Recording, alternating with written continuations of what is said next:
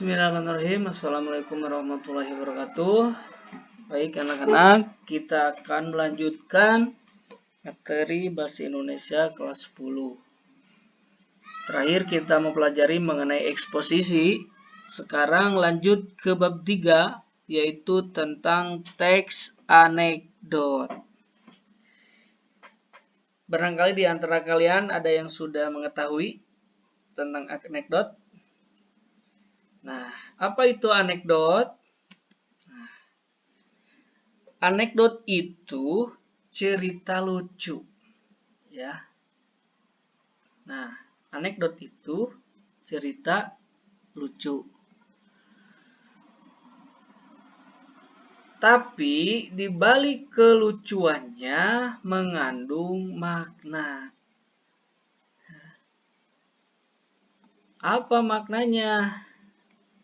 Maknanya adalah untuk mengkritik. Ya. Mengkritik seseorang, tapi dengan cara jenaka. Menyindir lah ya, menyindir. Nah, anekdot ini biasanya digunakan untuk mengkritik, nah ini ya, hukum, sosial, politik. Akhir-akhir ini kita sering menemukan hukuman yang menurut kita merobek rasa keadilan. Ya. Akhirnya banyak sindiran, baik bentuk anekdot, meme, gambar, ataupun yang lainnya. Kasus terakhir banyak terjadi kekerasan terhadap ulama. Apa sarkasmenya atau kritiknya? Yaitu orang gila. Jadi banyak menyimpulkan orang yang benci terhadap ulama dan Islam itu orang gila. Nah, yang terbaru ada anak yang melakukan vandalisme di musola. Ini juga sedang didalami. Tapi di medsos sudah ramai sindiran-sindiran tentang orang gila. Gitu ya. Yang kedua di bidang sosial. Tentang pergaulan kita, sosialita. Media sosial berperan penting dalam menyampaikan kritik ini. Dan yang terakhir di bidang politik. Ya. Nah, ini ya. Oke, kita lanjut. Untuk apa sih adanya anekdot? Pertama, hiburan. Ya. Ini untuk hiburan sebenarnya. Untuk hiburan, untuk membuat kita tertawa, ya. Tapi tidak hanya hiburan semata gitu. Hiburan tapi mendidik, ada pesan yang ingin disampaikan. Nah, ingin menggambarkan suatu karakter dengan singkat, ringan, sehingga ada pihak yang merasa tersindir. Nah, ciri-cirinya pertama bersifat humor atau lelucon, menggelitik, menyindir, dan berhubungan dengan orang penting, para pejabat biasanya ya. Nah, tujuannya untuk mengkritik. Gitu.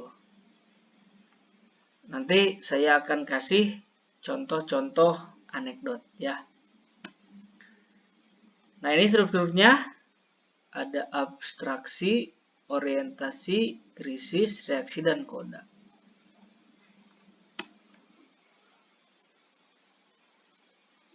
Oke. Abstraksi itu bagian awal atau kalimat pembuka dalam anekdot. Isinya memberikan gambaran yang jelas tentang isi teks anekdot. Latar belakang ya, pembuka. Yang kedua, orientasi. orientasi itu, nah ini nih mulai masuk ke anekdot nih. Nah, suasana pada awal kejadian cerita, pemanasan lah. Ini mulai masuk ke inti ceritanya. Yang ketiga krisis. Ini masalah utama yang dalam teks anekdot. Krisis ya. Nah, krisis ini adalah mulai naik gitu. Mulai puncaknya anekdot itu di krisis. Tapi belum puncak banget gitu. Masih beberapa langkah lagi sudah mulai masuk ke inti ceritanya.